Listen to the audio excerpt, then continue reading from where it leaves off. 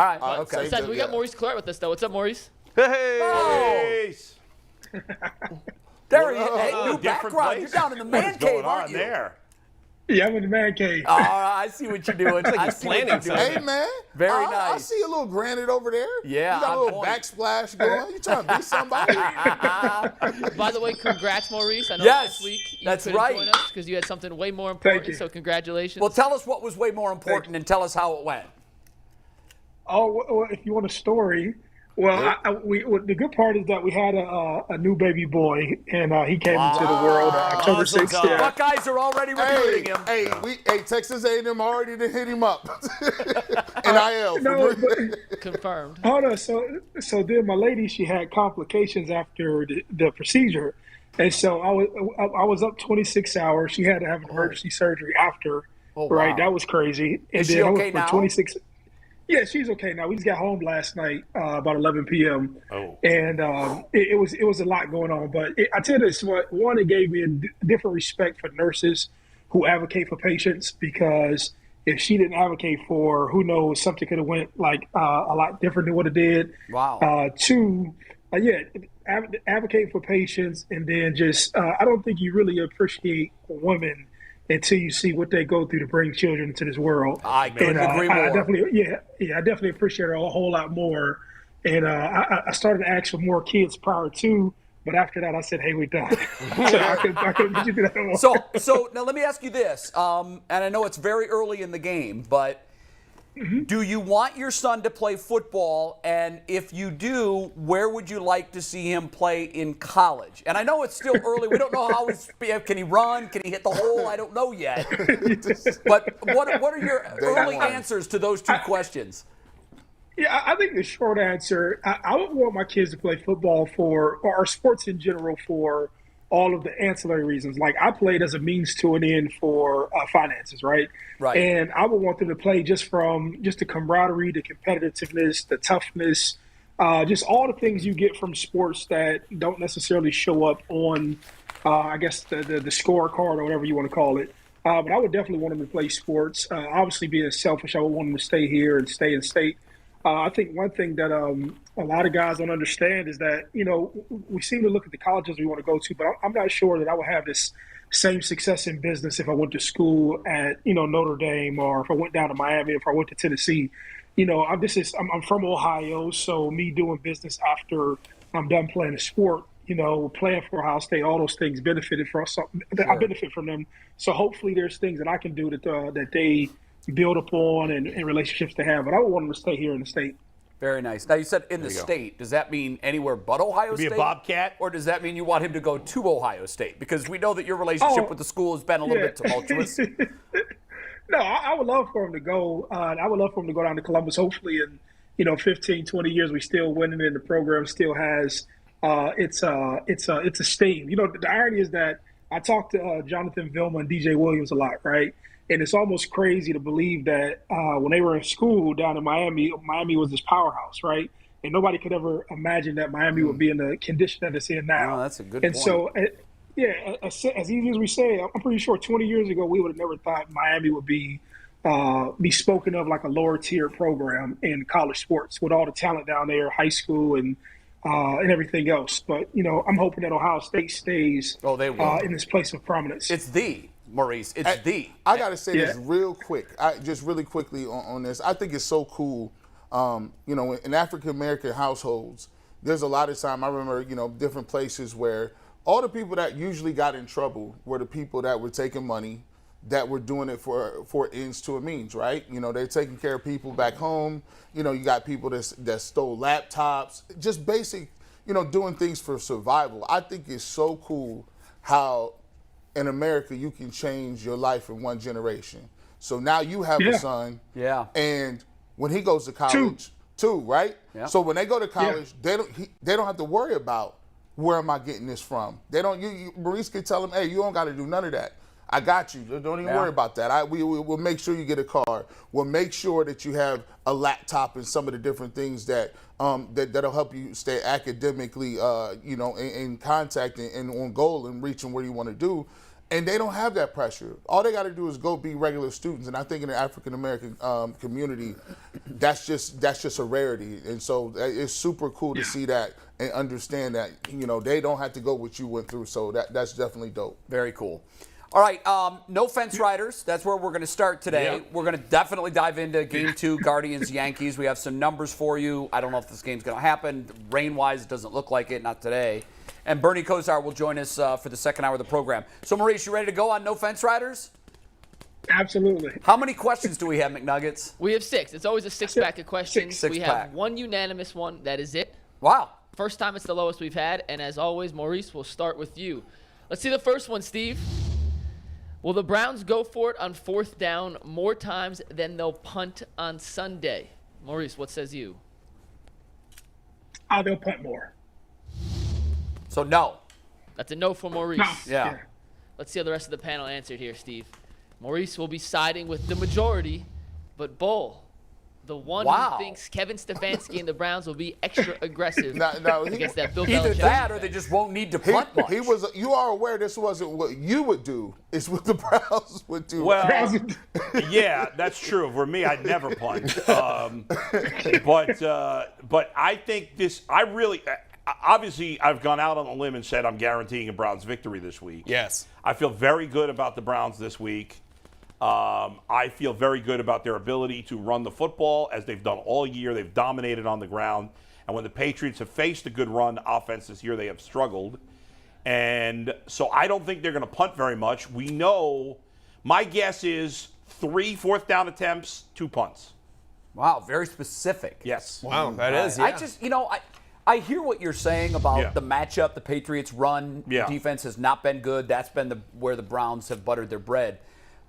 And I know the Lions are small sample size, but after 4 weeks in the NFL, they were the NFL's most explosive offense, and they got nothing against Bill Belichick and the Patriots. Nothing. And that sticks in my head. Yeah, it's a little scary. Also, I do think that for all those, I think they'll have those opportunities. But we've seen a lot of times when we're 2-7, and then what do? Throw the ball 2 times in a row for some reason, and then we've got to punt it. They don't always make the right call when they should be running it twice there. Listen, the odds are in your favor. I mean, in most games, you punt more than you go for it on 4th down. Right. Yeah. I just think with the fact that Stefanski's pretty aggressive on 4th down in general, and I just have a kind of a hunch that the Browns are going to play extremely well in this game. That's why I went with the I love your Offense hunch, has man. Generally played very well. If it's 4th and 1, I go. If it's 4th and 1 and you got Jacoby Brissett, he's really good at quarterback sneaking. No doubt. Go ahead, go for it. Yeah. Man. Yeah. I don't want to see them go for it in minus territory ever again. I just don't. I disagree with that if it's 4th and 1. It's like 40-yard line is kind of like a gray area, right? Yeah, It's I mean, like, between for the me, 40 if and the it's 50, 40 and 50. you got to look at the game situationally. Yeah. But if you're going to put something on a card, Yeah. and this is my approach going into the game, if it's 4th and 1 or more, and you're 60 yards from the end zone, that's a perfect area to try to pin the defense, Yes. to pin the offense back inside the 10-yard line. But the Browns defense has Punt the struggled damn so ball. much anyway. But if I'm less than 4th, if I'm 4th inside of 4th and 1, I never punt on less than 4th and 1. No, I know Never. you don't. I Maurice, where are you on this craziness where everybody seems to be going for it? It's like you're playing Madden. But the thing is, Jay, is the people like you who are against this only bring it up when it doesn't work and never bring it up when it does. I said many times when the Browns picked it up, it worked out. I still wouldn't have done it. What say you, Maurice? Yeah, what are you doing? Yeah, I'll play the long game. You have to pin them down there in the field when you can use the kicker to kick the ball. I remember we used to have these charts, and it showed how many times or the percentage that a team had if they were in like a certain yard range. And I wouldn't want to keep giving short fields if I struggled, right? And you would like to think that if it was 4th and short, that everybody would be keying on Kareem Hunt or Nick Chubb to get the ball. And I just don't know. I'm a punter. I can't explain it as clean as I want to. That's the Jim Tressel but I in you. live by. Yeah, you got that Tressel. Yeah. Jim Tressel loves to punt. Tressel watches these NFL games the same way I do. Yeah. What are you doing? Tressel loved to punt. Boy. But he had a long great game. defense. Play the long game. Yeah. Trust your defense, too. Yeah. All right, what's number 2, McNuggets? Question number 2. Will Nick Chubb outrush the Patriots as a team by himself? Maurice, Absolutely. you're up first. Yeah, absolutely. He's on the roll right now. He's running well. And as a running back, man, when you're running well, you just go into the game with just like supreme confidence, right? And you believe that, and you kind of know what plays are working. You know who's blocking well. You got a feel and a speed for the game. So I don't see him slowing down. And all this stuff just gives you confidence. Like, you go out here and you rip off these games like you had. I just think that he's going to perform well and rush for more than their team collectively. Wow. Maurice said yes. The panel was a 2-2 split. Let's see the results here. Steve, take the graphic. Bull and G say yes. Polk and Jay say nay. Yeah. Why yes, guys? Well, you know, my prediction or my statement that I said Nick Chubb is better than Emmitt Smith. It looks better every day. I mean, he ain't got the yards yet, but I'm saying Nick Chubb, to me, is the best player in the league right now, bar none. I look at quarterbacks. I look at everywhere around.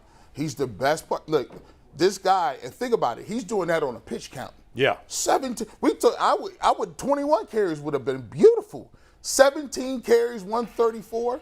If he comes out here this week, and I think everybody should come along on the bandwagon. If he comes out here this week and he gets his 150 or whatever the case may be against Bill Belichick, we should get rid of the phrase 8-man boxes or we got to do no. Yeah. It doesn't matter. Nick Chubb is now on that level where it's a LeBron, Kobe, Jordan thing where it's like, oh, yeah, no one says you're going to stop Michael Jordan. That ain't happening. You just hope he miss a few times or hopefully he have a bad night. But as far as shutting him down, nobody shuts Nick Chubb down. If he gets 20 carries, he gets those yards because even if you have a free guy coming, I watched all 22, it doesn't matter. He makes the first guy miss or he runs him over or he stiff arms him. Yeah. And that's the point of 9-man box. What's the point of it if the free guy can't tackle him? Right. Yeah. When you say he's the best player in the league, and I'm not arguing, I'm just curious about I want some clarification here. Do you mean if you were to start your own NFL team right now and you could have any player, you only got one player to start with, you would take Nick Chubb above everybody else? No. Or is that a different question? That's more of a philosophical question. Yeah, how you build a a team. Right. And but to me, You're saying at his position, no one is as good. But not just in his position, he's saying he's the best player in the league. What I'm saying But he's a better running back than anybody else as a quarterback. Right, yeah. Or whatever else. yeah. Apples to apples. So Yeah. and even when they're trying to stop him, right? It just doesn't matter. It's just like, okay, well, we're going to get the ball this way, and we're going to score. No. And it's like, to me, that is so valuable because usually, generally speaking, only quarterbacks do that.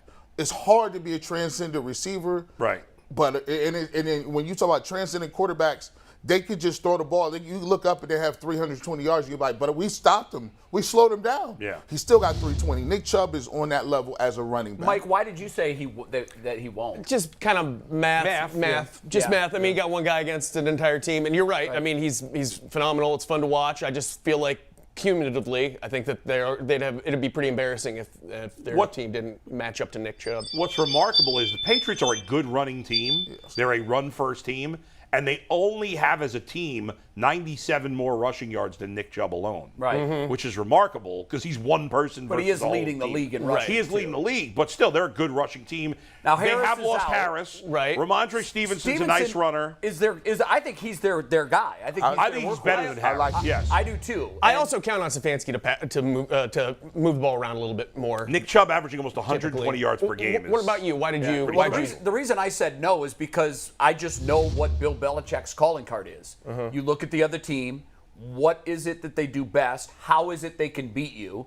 And it just jumps off the page at you. Nick Chubb is the best player on the Browns offense. I know we keep saying this. And so he's going to put all of his efforts in stopping him and making Jacoby I just don't think it's throw gonna them to work. victory. I know, that's my question. It may not. I've been hearing this about Bill Belichick all week, and I'm sure, the guy's obviously a genius and whatnot in what he does, but are there coaches who don't try to shut down the most potent part of the other team? No, they all do. And there are now other coaches who are like, yeah, that's a good idea. We should try to shut better down. at it. Oh, he's good at it. He's got 6 Super Bowl rings. Yes, he does. He's better got at 8 it. if you count his 2 as an assistant with the Giants. But again, if you look at when he's faced good running teams this year, they have not shut it down. They couldn't shut down the Packers running game, and I can't remember who else they beat. Only so much you can do based on personnel. Yeah, I just think they're too good. I agree with G. I don't think the Browns running game can be stopped. Like you said, there might be a game or two where Nick Chubb, whatever reason, the offensive line doesn't have it, and maybe it's with this game. I think that's very unlikely. I think the reason to make the argument you guys are is more, well, the Patriots should be able to run really well too because the Browns defense sucks. But I think the Browns, like the Patriots, know that the Patriots are going to want to run the ball because Bailey Zappe's probably going to play. It's probably not going to be Mac Jones. But even if it is Mac Jones, they want to run the ball. Sure. And so, I think it'll be close because I think the Patriots will have a lot of rushing yards too. All right, Mikey, what's the third one? All right, time for number 3. Steve, let's take it. Will Myles Garrett have more sacks than NFL sack leader Matthew Judon in this game? Maurice, you're up first. This kind of goes against the last question. I would say yes. And the only reason I say that is because I think we'll do a lot of running. So Maurice says yes. Okay. Let's see what the panel says, Steve. It is not unanimous because Jay Crawford says no. Wow, I thought I'd be alone on the yes. I was almost. I was on the fence too. I was on the no. I think I switched it at the last minute. To me, it has less to do with Garrett and more to do with I don't think the Browns just don't give up sacks. Yeah, Brissett, for the most part, Brissett has done a good job of throwing the ball and getting it out I think quick. Garrett gets – I don't think either's going to have a great game in this game. I know Judon's been great. I got 1 for Myles and 0 for Judon. Wow. That's me. Do the Patriots lead the NFL in sacks? They're tied for 3rd in sacks. The Eagles have 18. The Patriots have 16, but they lead the league in quarterback pressures and pressure rate. I knew they led in pressure rate. So, I mean, if they've got 16 in 5 games, you're getting over 3 sacks a game. Yep. And those are coming from Judon. He gets home. Right, but the Browns are only giving up 1 a game. Just haven't seen it from Myles, guys. I know, you got to see it first. If you pulled the Garrett off the back of his jersey and you just watched him, he's a really good player, but he hasn't made a lot of special plays. I think his reputation makes all of us think that he's just going to flip a switch and take over any game whenever he wants, but he doesn't do that. Well, I mean, again, part of it is that he doesn't have a lot of help there, and so he's getting double and triple team probably more than any player in the league. But the facts are he hasn't made a lot of impact plays. That's just a fact. Hey, it's production. As a defensive end, we always talk about it. There's me playing defensive end. You have what we call, are you in your gap? Are you being technically sound? Are you shedding blocks? Do you do all that other different stuff? And you can get a decent grade doing that. Or you could get a horrible grade and you can have 4 sacks, right? Very disruptive. Like, you can have a horrible game and get 4 sacks. Now, the coach will tell you, hey, man, you really weren't even supposed to be in that gap. Or what are you doing right here? But if you got the production, he said, as long as you're going to do that, you're going to go rogue, you better get home because I'm not trying to see you because you got to deal with me then. So right now, it looks like it's just status quo. It's like I'm up here, I'm playing the run, I'm doing these different things. But it's a fine line between doing your job and saying, I got to make a play, right? And there's one fair criticism, right? There is a fair criticism of Myles Garrett is this. When the game is on the line, that's why they pay defensive ends that amount of money. Because when the game is on the line, the defensive end can sack somebody, strip them, and then the game's over. We've seen Aaron Donald do it. We've seen Sounds wonderful. Watt, J.J. Watt, because they can end the drive just like that. Linebackers and the rest of the guys don't have that ability. Defensive ends do, and we have not seen that. No. All right, number 4, Nuggets. Question number 4. This one was a dead even split. Maurice, your answer will be the determining factor. Is this the game the Browns finally force multiple turnovers? Yes or no? No, I don't think so. Maurice says no. Why not? With an explanation? Why not? I just the games I've watched the Browns, it didn't get like the way I felt about the Browns week 1, week 2 defense, and the way I feel about them now are completely different. And I don't know if that's a good thing or bad thing to say. No, it's a bad thing. But Yeah, it's definitely bad. it just the games I've watched, man, it just doesn't seem like I guess I was just marketed to, or they marketed them very well to me.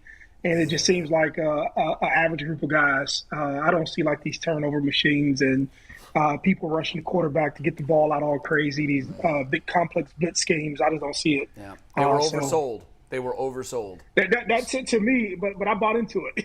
Yeah, I did too. But as you can see by my answers, I'm selling everything now. All right, what's the group say? Maurice said no, and that means he is taking the side of the fence with everybody except Adam the Bull. Again. Wow. Man. Adam is like Mr. Super Positive positive right now. Adam's Even waving with my the angry Browns face on the banner. picture. Hey, Yeah, it's a weird position that I've been in the last 2 weeks. It's very unusual. You all right? Here I am. Maybe. I don't know. Maybe I hit my head or something. Turnovers, part of it's aggressiveness by the defense, right? Which the Browns don't play. I think a lot of it is aggressiveness. But some of it's just Yes. pure luck. Well, but here's why I say that. Yeah. When you're aggressive, you're putting pressure on the defense. True. And when you put pressure on the defense, you force them to make mistakes. Right. We're not getting interceptions We are not. because we don't blitz. However, they have a rookie quarterback who's Doesn't playing matter. his second game. Maybe. Whose name is Bailey. Maybe. His name is I think that's Bailey. important How to can you mention. trust a man named Bailey? Bailey. Well, I mean, it could be Bailey Mac Zappi. Jones.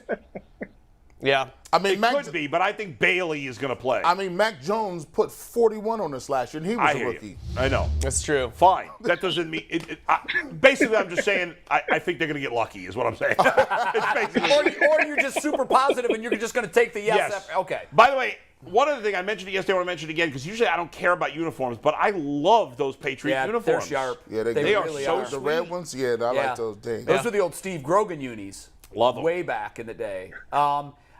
I said no just because they haven't done it. No. I mean, the proof is in the pudding. There's no reason to believe They're will. not really. forcing turnovers. And a lot of people, the number one biggest telltale stat in all of football, everybody say, well, if you rush for 300 yards, if you rush for 100 yards, if you throw for 300 yards, if you win the turnover battle, you're going to win the game the vast majority of the time. That's true. This football, the NFL today, is predicated on not making mistakes with the football while you force your opponent to make mistakes. It's plain and simple. Go look at the end of the year, every year for the last 15. Look at the plus-minus ratios. Just look at that.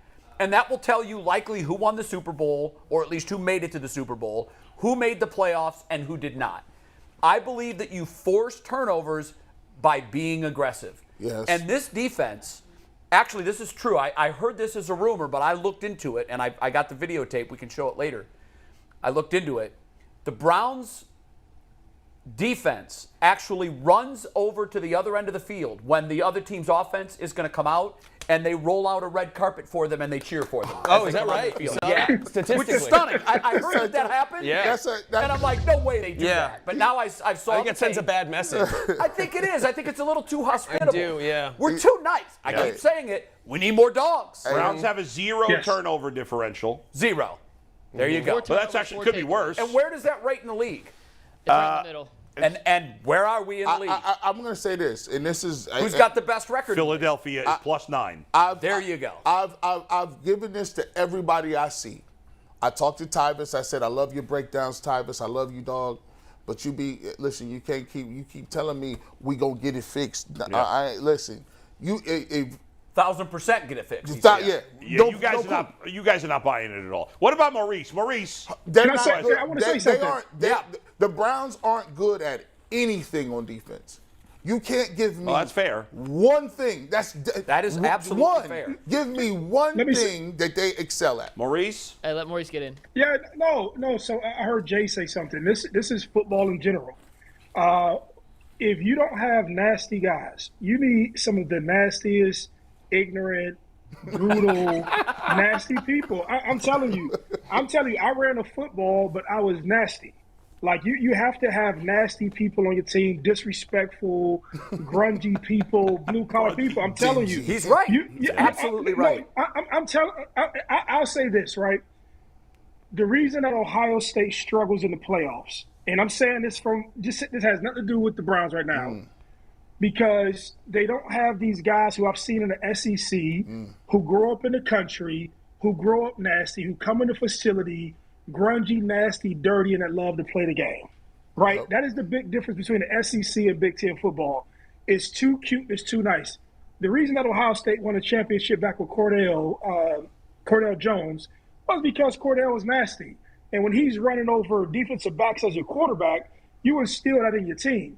The Browns don't have anybody who's nasty. Everybody's cute and pretty, and they make a lot of money, and they're good players, and they look well. But you need like disrespectful, nasty, grungy people. James in order to win. Harrison. That's just James Harrison, nasty. Yep. You know what I'm saying? If you go look back at just go look at the Rams. If you go look at the Rams and what they were doing and how they were doing it, That's just what it is, man. You just need those type of people. Great point. I agree with it. It's a We've really touched good on it point. a time or two. I sent They're that missing those guys. Twitter video where the coach is saying we need more dogs. We need more dogs, and the Browns need more dogs. They just don't have that in them right now. They don't have that fight right now. No, they Seems don't. They do on offense. Yeah. Well, Nick Chubb, and I say this all the time. Right. If you can give me 11 Nick Chubbs on defense, you're winning a Super Their Bowl offensive every line, year. they got some dogs Because there, Nick too. Chubb is nasty, Maurice. Yeah. He runs. Yeah, he's just quiet. Yeah. He's just quiet, quiet. nasty. Kareem Hunt, too, is Yeah. nasty. I mean, but on defense, no, I can't name one guy I think of, he's nasty. Right. No. Maurice, you got someone at your front door, bro. Your ring is going nuts. Oh, you can hear that? Oh, you turned it off. Is Tinkerbell in your room? Someone wants in, man. Someone wants in. So, no, so We got 2 more questions here, Maurice. All right, yeah. The next I heard it in one. my ear. I didn't realize you all could hear it. Yeah, that's all Guys, no good. worries. You just had a baby boy. We'll let it Yeah, slide, let's Maurice. Will the Browns have 3 players with at least 50 receiving yards on Sunday, Maurice? This would contradict my statement about Nick Chubb. So just to stay true to form, I'm going to say no, because I hope the majority of the carries go to Nick Chubb and he does real well, and we don't have to throw the ball that much. That's what I'm hoping. Maurice says no because they will run the ball a lot. The panel says this. Once Get him alone. Jiminy it's Chris. the Bull of the Island of Bull. Bull is just, he's like Mr. Cleveland Browns. 50 yards is not a ton of yardage. No, but You for wouldn't 3 think of them, so. They haven't done that this year, have they? They did it last week. They did. Yeah, it was One time. Is that the only time? It is the only time. Oh, that yeah. three, They I didn't do would it have against the suggested Steelers? no. They haven't done it at all. I thought they did against Yeah, it's Steelers. the three times. It's the three thing. It's the three. I you got know? to tell you, obviously Amari Cooper's been really good. Sure. I David think he'll get Njoku there. we expected a lot with the Yeah, contract he he'll got, go there. and for the most Well, part. if it's going to happen, it's going to be DPJ, Yeah. Amari Cooper, and Njoku. Njoku. Those are the 3 that are going to get. Bell isn't going to have it. I think it's possible Kareem Hunt can get it. Schwartz isn't going to have it. Did Look you at guys that. see I the mean, video Schwartz- yesterday of Anthony Schwartz at practice? You mean the one I sent you? By the way, David Did you- Njoku yeah, on pace yes. for about 1,000 yards. He couldn't get through the blocking dummy. I said that before the season. Yeah, and Donovan Peoples-Jones is on pace for like 750 yards. I mean, that's pretty good. Yeah, but the idea of three of those coming together at the same Oh, time. Well, I don't think anybody's going to have a monster game individually. I think like Cooper's going to have 68 yards, and Njoku's going to have 62 yards, and DPJ's going to have like 55. I think they'll all be between 50 and 70. You know it was hurting. You hurting the Browns right now, and you saw. I looked at Kareem Hunt's numbers down there, 83 yards through receiving. Right? Yeah, they didn't get him the And ball. we thought, That's atrocious. you know why? They didn't shut Stefanski's screen game all the way down. I remember the first 2 years Stefanski would scheme up these screens, and they would be chunk plays. I mean, these are touchdown, long plays, because then you would get Kareem Hunt and Nick Chubb out in the secondary, and they couldn't tackle them. But this year, no, it just seems like, I don't know if whether it's the linemen or they're doing something schematically wise that people are picking out on film. Yeah. Because now defensive linemen are just standing right by the backs. And how many times do you think they had to just throw the ball on the ground because there's guys next to I it? think they need to throw Kareem Hunt the ball down the field a little bit, and I think he'd be effective. And I also think we've all harped on a lot. I think with Nick Chubb and Kareem Hunt on the field together, that will get Kareem Hunt open too in the passing game. That is my biggest pet peeve. I know. My pet peeve on defense is we don't put pressure, we don't blitz.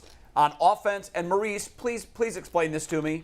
Why are we all so stupid and Kevin Stefanski is just so much smarter than everybody? Why is it that we see Chubb and Hunt on the field maybe 1 or 2 plays a game? And it works. And when they have them on the field at the same time, the play always works. Why is he Because not doing that more?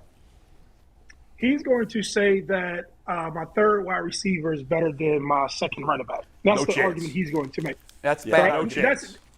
That's what he's going.